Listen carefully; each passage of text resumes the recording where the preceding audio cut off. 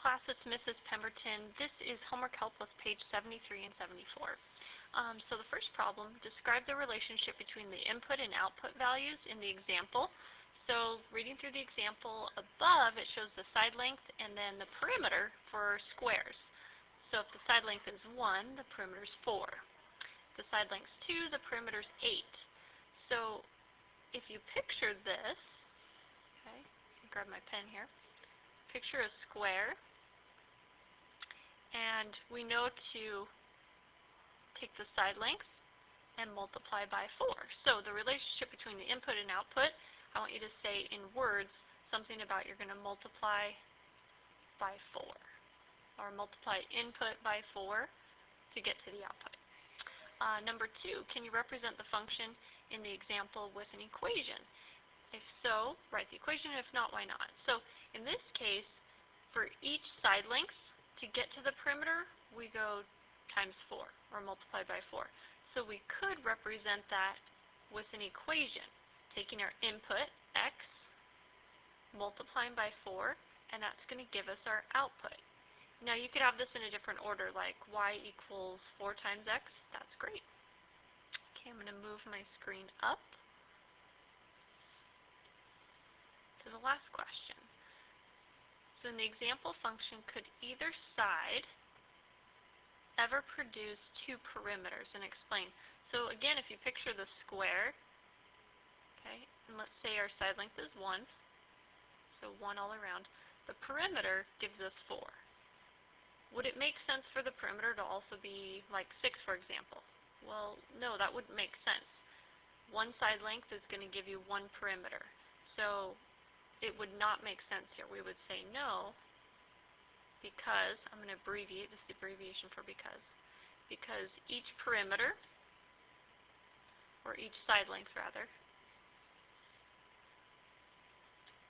or each input, goes with 1 output, or 1 perimeter. So 1 perimeter length. I'm going to abbreviate there. Cool. So next page. Okay, and on page 74 here, so we're looking at the data, and we're looking at, is this a function, okay? So does it show a function? And then if you switch the input and output values, would the data show a function? So if you look at it right now, okay, looking at your input or your x, right away you see that some of them are repeated. So no, this is not a function right now, because some of your inputs have more than 1 output. So more than 1 output. Now if we switch these around though, like the second part of the question, and let's say all of our outputs were actually now the inputs, so I'm just going to write them up here so I can visually see the switch.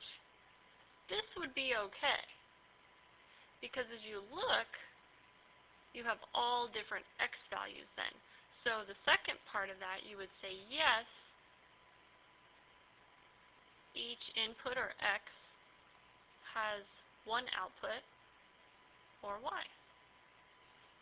Okay, now don't get confused with this. It's okay if you have 2 outputs that are the same, as long as those x's are different. On this next one, you're going to substitute, so that means replace the values into the equation to complete the table. So if I plug in -2, so 5 times -2 is -10, plus 1 gives me -9. Plug in -1 times 5, and then add 1, you get -4. I'm going to keep going here. So plug in 0, 5 times 0 is 0 plus 1 gives me 1. And then plug in 1 and you'll end up with 6. Plug in 2, you'll end up with 11. Okay? And then it's looking for, state whether the equation represents a function. And as you look through your inputs, you would say yes, each input has 1 output.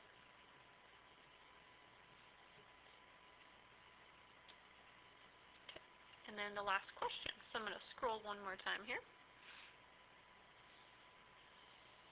And the last question, very similar to something we did this week when we were looking at the ovals and you had to fill these in your instruction book.